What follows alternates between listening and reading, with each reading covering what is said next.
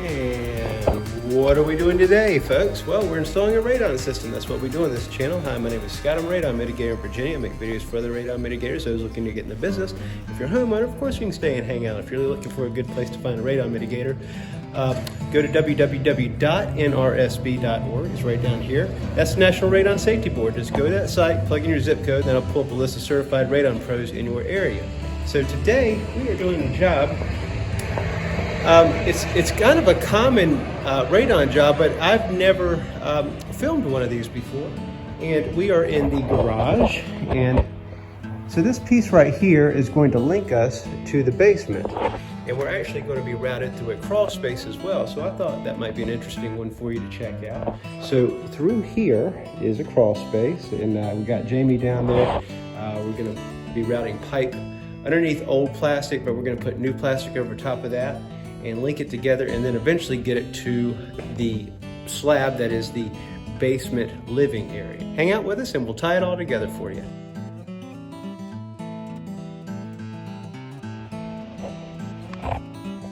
Okay, so here we are. We are down in the crawl space.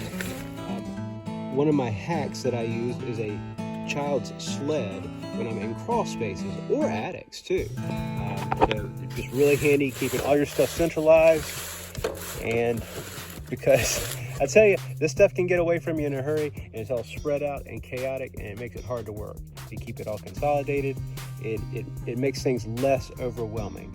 Trust me. I hope it helps. So in this is an unvented crawl space, and out here is the living basement, the living area in the basement.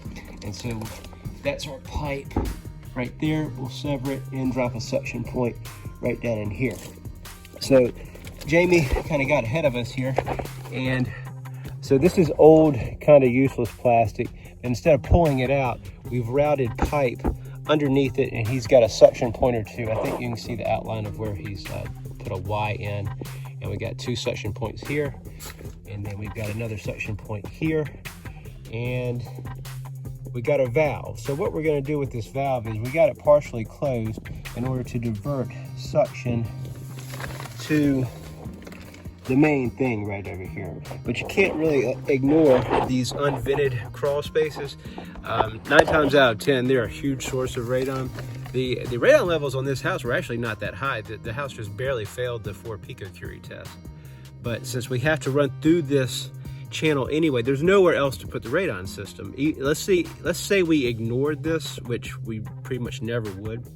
The house, the way the cards were dealt with us on this house is there's no real other places to put the system due to porches, concrete porches, and then finished areas, and then of course the front of the house, which that area is finished too. So anyway, this is the route we must take, and so we're going to treat this area on our way up to the attic where our fan will be placed. But also, slope is a major consideration, because I don't know if you know this, but radon systems, they produce or generate a bunch of condensation, about 1 gallon a day from what I understand. And so if we don't get our slope right, we get water caught in our system, whether it rains or not. And then either this area would be rendered useless, or we'd have a bubbling effect. And so either way, those things are, we don't want those, because 1, we want systems working, 2, we don't want callbacks. So we want to move on to the other stuff. So anyway, right here, so you'll see a transition. This is a transition to thin wall pipe, and that's how I'm able to get that vertical run clamped in and set so tight right there. So this picture that you're looking at now it's schedule 40 PVC cut with a sawzall into clamps, and I can just drill them right into the wall. That spot right there, I was planning on using anchors, but just as luck would have it, it was right on a stud. I could not have planned that any better, so I just zipped it right on in, and luck is a factor, and I'll take it.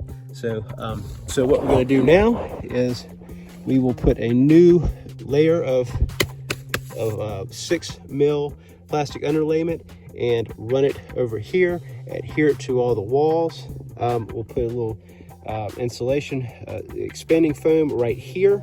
That's under the garage. Pipe run right down here and sealed into this living area. So right now we got Jamie, my helper. He's up in the attic and he's getting the fan wired in. So I'll take you up there in a little bit as well.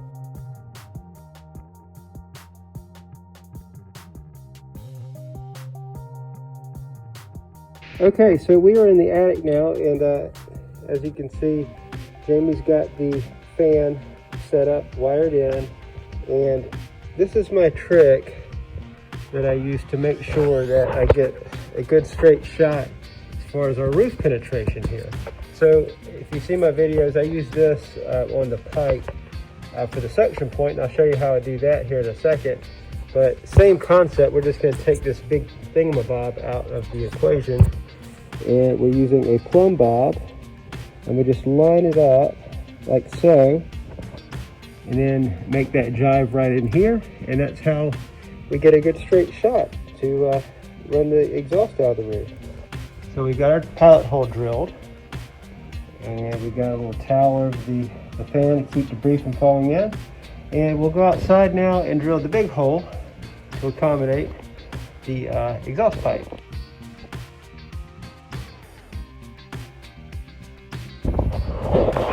Okay, so here we are on the roof, and we should take a quick shot here to the goodies in my bag, and you'll see that I've got just what looks like gobs of hole saw. It's really just two sizes of hole saw with 2 or 3 backups, and the reason I do that is because it seems like hole saws peter out on you without warning. And I mean, obviously you can look at the teeth and tell that it's either sharp or not, but I'm just telling you from experience, they seem to go out on you without warning.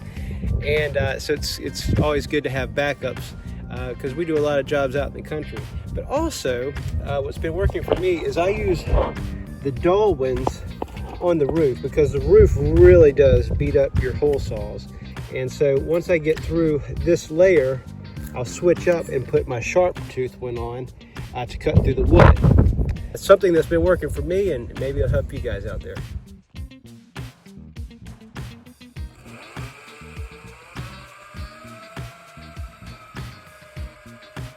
Okay, you see there?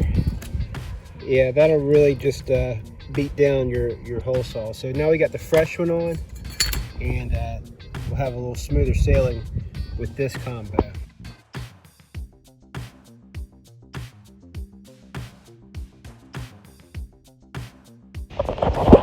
Okay, so what we've done now is we have spray painted the tip of this pipe black to match that one right there. And we've got the boot slid down, and we're about ready to put a little goop and some nails on it. Now, so a radon mitigator is pretty much a hybrid of most of the trades, it seems like. So, you know, I feel like we're part plumbers, we're part electricians, part drywall folks, carpentry, masonry, and roofers. And I don't proclaim to be excellent at all of these things, but so far none of mine have leaked. So before I start getting all the hate out there, you guys are rough on me. I've never tried to sell a thing, only just help. At any rate, so I'm gonna put a little goop on there, little nails, and she'll be done.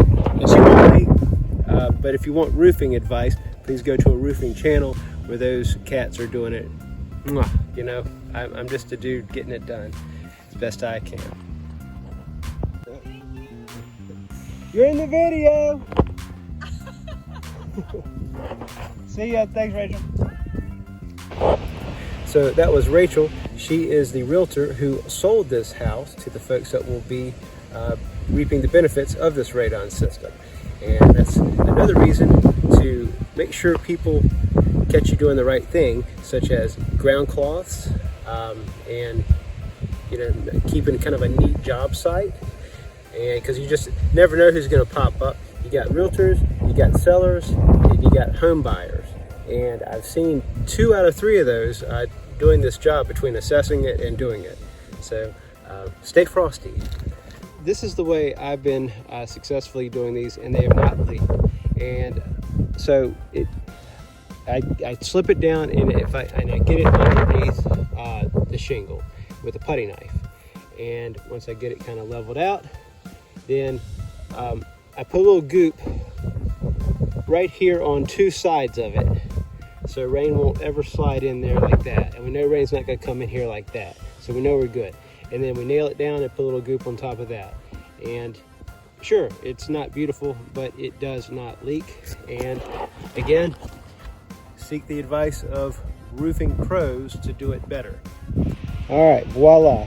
So we're done here. And one thing, I guess, a piece of advice I could give is you want to get creative on carrying your goodies up here and keeping them from falling off. Roof work is no joke. And matter of fact, I lost the lid to my roofing nails. It rolled right off the roof there. So I'm gonna get down here as safely as possible, and we'll take you to the basement, wrap things up. All right, so we're down here getting ready to make our primary suction point. And you might recognize this. This is our plumb bob trick that we used at the roof. And that's simply a piece of plywood with a hole saw cut to fit inside of a 3-inch fitting. And there's the plumb bob, find center every time. We've drilled our pilot hole. Now we're ready to do the big drill.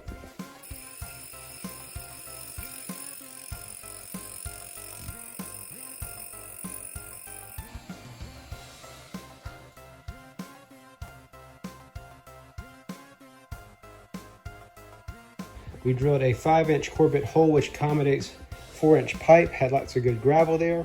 And we just adapted to 3-inch, ran it in there. We went over with 45-degree angle, and it's easy to do 90s, but 45s are better because they save airflow. From what I understand, a fellow that I've worked with, Chris Chase, became a radon mitigator and watches my channel, and he looked up the information and said that 90-degree angles equal 40 feet of pipe as far as drag and resistance. So I always use 90s reluctantly. So right there, we went 45, had an opportunity to do that. And then of course, Jamie did an excellent job encapsulating this crawl space. So at this point, I'll go ahead and guide us from bottom to top and show you how it came out. Starting from here. And then we're running in here like that. The crawl space, and we got that valve right there. And that's going to divert a lot of suction back out here and give us a little bit back in there. And of course, we're real conscious of slope. We don't want water to accumulate in the system. And so we've now routed up into the garage, and vertically up into the attic where we've got the fan, and then exhausting on up through the roof. So as far as weaving a system through a house, we got off easy today, I'll tell you. I have done jobs where you run it up through closets, and in some cases when houses are built where closets are stacked on, one floor, second floor, attic, and the closets line up perfectly, I have gotten away with those. But this was cake as far as running a system through a house. And I don't recall shooting a video on that subject before, so I thought I'd do one for you today. If you get an opportunity to use a garage, there you go. So you might notice that the manometer is up here as opposed to the basement. I know people are coming through here every single day as opposed to going into that utility area in the basement. And so, every day you come home, see everything's hunky-dory, and then, well, you know the deal. Hey, I hope you found this video helpful. If you did, why don't you smash that like button and consider subscribing. I put out lots of content for the Radon community. Doesn't cost you a dime. It means a world to me. See you in the next video. Thanks for watching. Bye.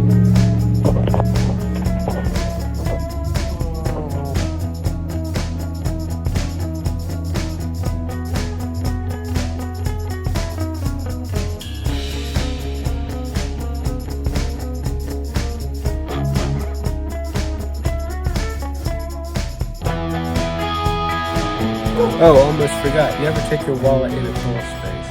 You'll thank me.